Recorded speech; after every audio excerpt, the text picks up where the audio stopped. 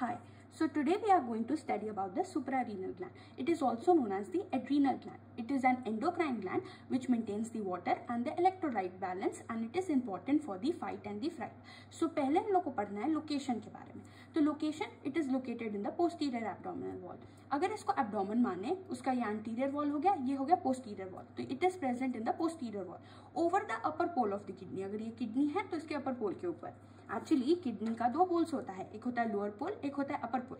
तो अपर पोल के ऊपर हम लोग का ये सुप्रारीनल ग्लैंड है और ये जो किडनी है उसको एक ना पेरिटोनियम सीरस सैक जो होता है उसके एंटीरियर सरफेस को कवर करता है, जिस वजह से kidney it is also known as the retroperitoneal organ.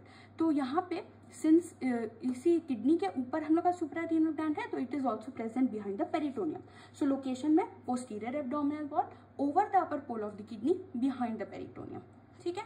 Next आता है it is located in the epigastrium. ठीक है. तो हम लोग को पता है कि abdomen it is divided into 9 regions और अपर एंड जो मिडिल रीजन होता है उसको बोलते हैं एपिगैस्ट्रियम. सो यहीं पे हम लोग का सुप्रारीनल ग्लैंड इज लोकेटेड. ठीक है. So over the upper pole of the kidney in front of the crus of the diaphragm. अब डायफ्राम का ओरिजिन होता है पोस्टीरियरली होता है, लैटरली होता है और सामने से भी होता है. तो पोस्टीरियरली जो ओरिजिन होता है वो right and the left cross of the diaphragm से होता है. तो उसी के जो है सामने हम लोग का सुप्रारीनल ग्लैंड होता है. इतना बस याद करना है, याद होता है तो अच्छी बात है. And opposite the vertebral end of the 11th intercostal space and 12th. अब क्या है कि रिब जो होता है सामने it articulates the sternum and posteriorly it articulates the vertebrae. तो मानो ये वर्टिब्री है, अब यहाँ पे रिब्स है. ठीक है. तो यहाँ पे रिब है, जैसे यहाँ पे 11th रिब है, ये 12th रिब है. ये vertebral end of 11th and 12th rib हो गया. अब दोनों रिब के बीच में है 11th इंटरकोस्टल स्पेस और यहाँ पे हो गया 12th रिब. तो इन दोनों के जो अपोजिट यानी फ्रंट में हम लोगों का क्या है suprarenal gland in front of the sternal end of the 11th intercostal space and the sternal end of the 12th rib. तो ये होगा लोकेशन. सिंपल है. Epigastrium posterior abdominal wall over the upper pole of the kidney behind peritoneum opposite the vertebral end of 11th intercostal space and 12th rib. अब next आता है size, shape and wait. अब इसके लिए याद रखना है ऑड नंबर्स 5, 3 एंड 1. अब देखो हाइट हो गया 50 मिलीमीटर्स, ब्रेथ हो गया 30 millimetres and thickness is 10 millimetres. और हाइट जो सबसे ज्यादा होगा उतना ही वेट ले लो 5 ग्राम्स. अब वेट तो ग्राम्स में होगा क्योंकि इतने छोटे ग्लैंड का वेट केजीज में थोड़ी होगा.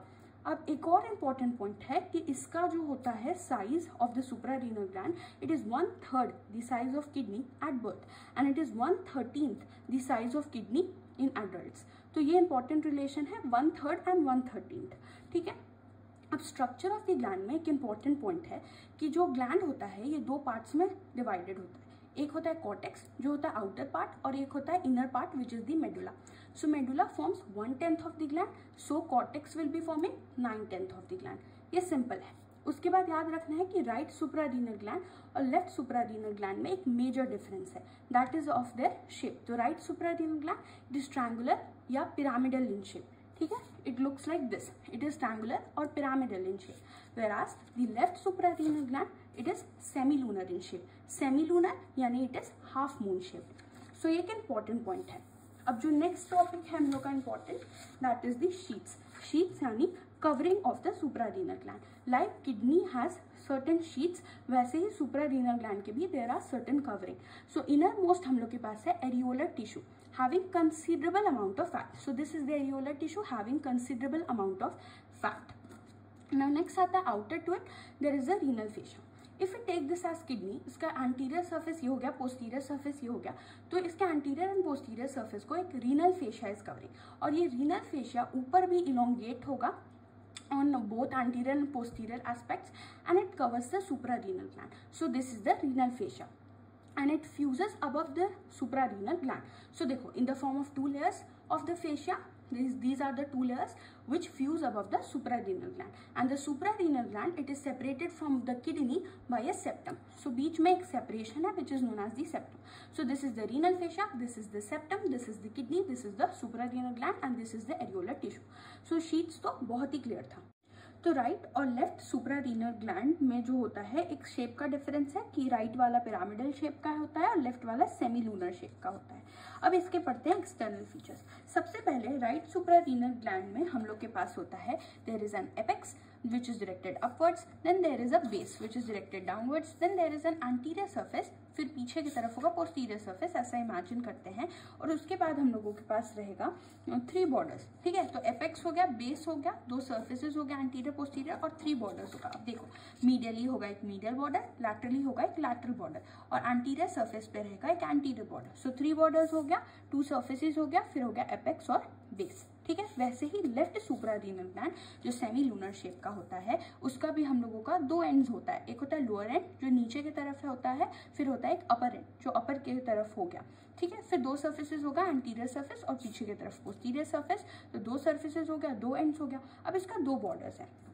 क्या होता है कि मीडियली यहाँ पे दूसरा किडनी रहेगा, तो this is the right kidney, left kidney. तो यहाँ पे होगा एक मीडियल बॉर्डर और यहाँ पे होगा एक लैटरल बॉर्डर। सो इसका 2 बॉर्डर्स हो गया, 2 सर्फेसेस हो गया और 2 एंड्स हो गया, ठीक है। इसका एकदम क्लियर हो गया। अब इन दोनों के बीच में कुछ होता है differences on the basis of relations. अब इसको पढ़ने के लिए हम लोगों को एक बहुत इंपॉर्टेंट पॉइंट रिमेंबर करना पड़ेगा। राइट साइड में सबसे इंपॉर्टेंट जो ऑर्गन होता है वो होता है लिवर, और लिवर में होता है एक बेयर एरिया जहाँ पे पेरिटोनियम का कवरिंग नहीं होता है। बस याद रखो liver and the bare area of liver. और लेफ्ट साइड में हम लोग का होता है स्टमक, और उसके ऊपर होता है स्प्लीन। दोनों गैस्ट्रोस्प्लीनिक लिगामेंट से कनेक्टेड होता है। तो स्टमक और स्प्लीन, बस इतना याद कर लो ट्रिक, उसके बाद ये रिलेशंस बहुत ईजी है। अब देखो right suprarenal gland pyramidal shape का होता है, left suprarenal gland semi lunar shape का होता है। एपेक्स पे हो गया bare area of the liver right side में, फिर बेस की तरफ हो गया lower pole of the right kidney. अब देखो यहाँ पे तो lower pole of the right kidney है ही, और एपेक्स की तरफ bare area of the liver हो गया, ठीक है। अब उसके बाद सेमी लूनर जो होगा हम लोग का लेफ्ट सुप्रारीनल ग्लैंड, उसके बारे में देखो कि अपर एंड में हम लोग का होता है स्प्लीन। देखो जैसे ये हो गया हम लोगों का अपर एंड हुआ ना, तो यहाँ पे हम लोगों का उससे स्प्लीन रिलेटेड है, ये भी याद कर लेते हैं। और लोअर एंड पे होता है hilum and left vein emerges. अब क्या होता है कि जो किडनी होता है उसके हम लोग का मीडियल बॉर्डर पे we'll see that there is a depression, जिसको हम लोग बोलते हैं हाइलम, जहाँ से आर्टरी वेन और रीनल पेल्विस जो होता है वो निकलता है, ठीक है। तो यहाँ पे हाइलम जो होता है वहां से लेफ्ट वेन जो रहेगा, वहीं इसी लोअर एंड से लेफ्ट वेन इमर्जेस। अब क्या होता है कि each suprarenal gland it is supplied by 1 vein, it is drained by 1 vein, ठीक है। तो एक वेन रहेगा, तो यहाँ पे जो लेफ्ट साइड का वेन रहेगा ये लोअर एंड पे रहेगा, सो उसको बोलेंगे लेफ्ट वेन। और राइट वेन कहाँ रहेगा वो भी हम लोग देखेंगे, ठीक है। तो एंटीरियर सरफेस पे है इंफीरियर वीना कावा। अब क्या होता है राइट साइड में रहता है इंफीरियर वीना कावा और लेफ्ट साइड में रहता है एब्डोमिनल आयोटा। ये भी एक इंपॉर्टेंट रिलेशन है जो पूरा एनाटॉमी में काम आएगा, ठीक है। तो एंटीरियर सरफेस में होगा इंफीरियर वीना कावा और bare area of the liver तो चलते ही रहेगा। फिर पोस्टीरियर सरफेस में होगा right crus of the diaphragm and right kidney. बताया ही था कि पीछे में क्या है, right crus of the diaphragm. ये हमने पढ़ा ही था कि फ्रंट में है suprarenal gland in front of the crus, और राइट किडनी तो रहेगा ही। फिर आता है इसके एंटीरियर सरफेस में और पोस्टीरियर सरफेस में। तो पोस्टीरियर सरफेस तो बिल्कुल सेम है, left cross of the diaphragm and the left kidney. और एंटीरियर सरफेस में देखो, अब स्टमक तो कहीं बोले नहीं थे, स्प्लीन बोल दिए थे, तो cardiac end of the stomach and splenic artery. Spleen से आ गया स्प्लीनिक आर्टरी और पैंक्रियास। अगर स्टमक भी याद रहेगा तो बस स्टमक लिख दो, पैंक्रियास याद रहता है तो ठीक है, और स्प्लीनिक आर्टरी लिखो, काम खत्म। इतना सिंपल था। अब देखो बॉर्डर्स, तो क्या होता है कि एंटीरियर बॉर्डर जो होता है सिर्फ राइट साइड में हम लोगों ने पढ़ा था कि हाँ राइट साइड में बॉर्डर्स है।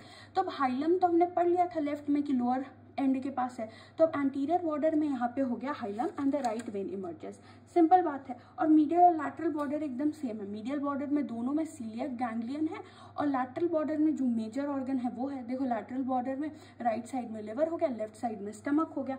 एकदम सिंपल है। तो एकदम फटाफट जल्दी जल्दी रिवाइज कर सकते हैं कि एपेक्स के पास बेयर एरिया हो गया, बेस के पास हमारे पास अपर पोल ऑफ राइट किडनी हो गया, फिर एंटीरियर सरफेस में इंफीरियर वीना कावा, बेयर एरिया ऑफ लिवर, फिर पोस्टीरियर सरफेस में हो गया right cross and the right kidney हो गया। फिर उसके बाद मीडियल बॉर्डर में सीलिक गैंग्लियन, लैटरल बॉर्डर में हम लोग के पास क्या हो गया, लिवर हो गया, एंटीरियर बॉर्डर में हम लोग के पास हो गया बहुत important hilum and the right vein emerges, ठीक है। उसके बाद हम लोग के पास लेफ्ट साइड में सिंपल है, लोअर एंड पे hilum and the left vein emerges, upper end पे स्प्लीन हो गया, एंटीरियर सरफेस पे हम लोग का cardiac end of the stomach, pancreas और the splenic artery, and posterior surface में left crus and the left kidney. उसके बाद आ गया मीडियल बॉर्डर पे हम लोग का सीलिक गैंग्लियन और लैटरल बॉर्डर पे स्टमक है। इतना सिंपल रिलेशन है। रिलेशन पढ़ लेने के बाद तो स्ट्रक्चर्स एकदम इजी है। तो स्ट्रक्चर्स में वही मैंने जैसे बताया कि 2 पार्ट होता है ग्लैंड का। एक होता है कॉर्टेक्स जो होता है आउटर पार्ट, ठीक है, वो 9/10 ऑफ द ग्लैंड रहता है, और वो था मीजोडर्मल इन ओरिजिन, यानी ये मीजोडर्म से बनता है and it is divided into 3 zones. तो फर्स्ट जो आउटर जोन होता है उसको बोलते हैं जोना ग्लोमेरुलोसा, तो ये बनाता है mineralocorticoids which is important to maintain the water and the electrolyte balance. Middle में होता है zona fasciculata which forms the glucocorticoids which maintains the blood glucose balance, and then innermost is the zona reticularis which form the sex hormones which are important for the secondary sexual characters. फिर आता है inner medulla which forms 1/10 of the gland, ये हम लोगों ने पहले भी discuss किया था शेप साइज एंड स्ट्रक्चर में। तो ये it is from the neural crest origin, जैसे ही न्यूरल क्रेस्ट आता है तो समझो कि कुछ न्यूरोट्रांसमीटर का रिलीज होगा। तो it is made up of the chromaffin cells that produces the adrenaline and noradrenaline which are important for the fight and the fright. Okay, so this was the first video. In next video we are going to discuss about the arterial supply, the venous drainage and the lymphatic drainage and the nervous supply and some clinical anatomy.